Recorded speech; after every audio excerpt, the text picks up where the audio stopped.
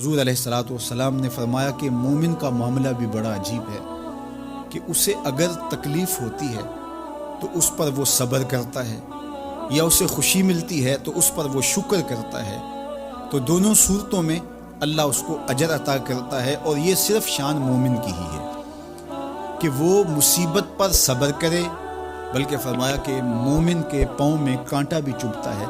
تو اس کا بھی اس کو اجر دیا جاتا ہے، اس کے درجے بلند ہوتے ہیں، اس کے گناہ معاف کر دیے جاتے ہیں، اس کی خطاؤں سے درگزر کر لیا جاتا ہے۔ لیکن یہ مشروط ہے اس تکلیف کو صبر کے ساتھ برداشت کرنے سے۔ اگر وہ واویلا کرتا ہے، ناشکری کے کلمات کہتا ہے، تو تکلیف تو ختم نہیں ہوتی لیکن اجر زائل کر دیا جاتا ہے۔ تو اس لیے ہمیں ہر صورت کے اندر صبر کے دامن کو مضبوطی سے تھامنے کی تلقین کی گئی ہے، اور اہل ایمان کو یہ بھی سبق دیا گیا کہ جب انہیں کوئی بھی مصیبت پہنچتی ہے تو وہ کہتے ہیں انا للہ و انا الیہ راجعون، کہ ہم اسی کے ہیں اور اسی کے حضور پلٹ کے جانا ہے۔ تو یہ وہ امر ہے کہ جو ان کی طبیعت کے اندر ٹھہراؤ پیدا کرتا ہے اور ان کی زندگیوں کے اندر اللہ تعالیٰ جل شانہ پر جو یقین ہے اس کا پتہ دیتا ہے۔ اگر مصیبت کو اللہ کی طرف سے سمجھ کے، مان کے صبر کیا جائے، اس کو مقدور سمجھا جائے،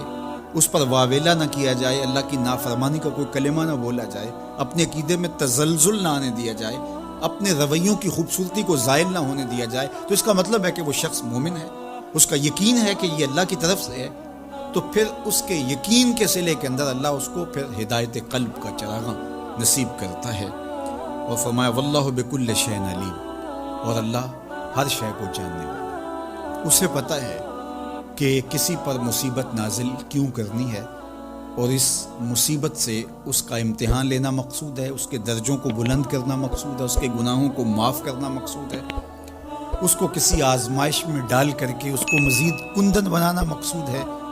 یا اس کا کیا مقصود ہے، اس کو سزا دینا مقصود ہے، یہ اسے پتہ ہے۔ تمہارا رب تمہاری طرف آنے والی جو تکلیفیں ہیں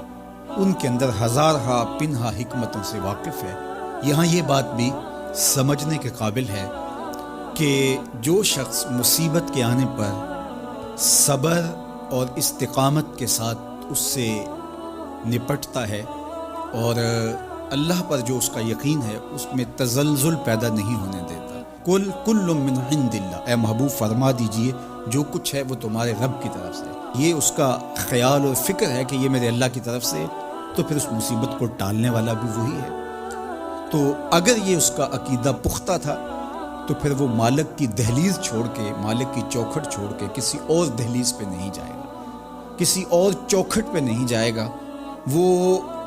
اس مصیبت کو دور کرنے والا مؤثر حقیقی اللہ کو ہی جانتا ہوگا، اور اسی کے حضور دعائیں کرے گا، التجائیں کرے گا، کسی شرک کا ارتکاب نہیں کر سکتا ہے،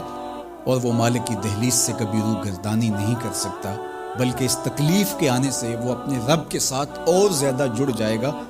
اور اگر وہ صبر کرے تو یہ اس کا ایک مرتبہ ہے کہ وہ حوصلے کے ساتھ اس تکلیف کو برداشت کرے، اور دوسرا مرتبہ جو اس سے بڑھ کر ہے کہ اس پہ اللہ کی رضا کے سانچے میں اپنے آپ کو ڈھال لے کہ جے سونا میرے دکھ وچ راضی، میں سکھ نو چلے ڈاواں۔ اگر وہ اس بات پہ راضی ہے تو کوئی بات نہیں ہے، میں اس پہ راضی ہوں کہ میرے رب کی یہ رضا ہے۔ تو یہ دونوں چیزوں کا مل جانا، یا دونوں میں سے کسی ایک کا مل جانا، یہ اللہ کی طرف سے اس کو دیا گیا انعام ہے جو اس مشکل حالات میں اس کو حاصل ہوتا ہے۔ اب وہ کس کیفیت میں ہے اللہ تعالیٰ اس کو خوب جانتا ہے، کہ وہ اس پہ صبر کر رہا ہے یا اس کا اندر ڈول رہا ہے، اس کا عقیدہ کمزور تھا اور وہ کمزوری کے باعث جو ہے وہ تزلزل کا، تذبذب کا شکار ہو گیا، تو یہ تمہارا رب خوب جانتا ہے۔ تو تمہارے سینے کے اندر چھپی ہوئی کیفیت تمہارے رب کے علم میں ہے۔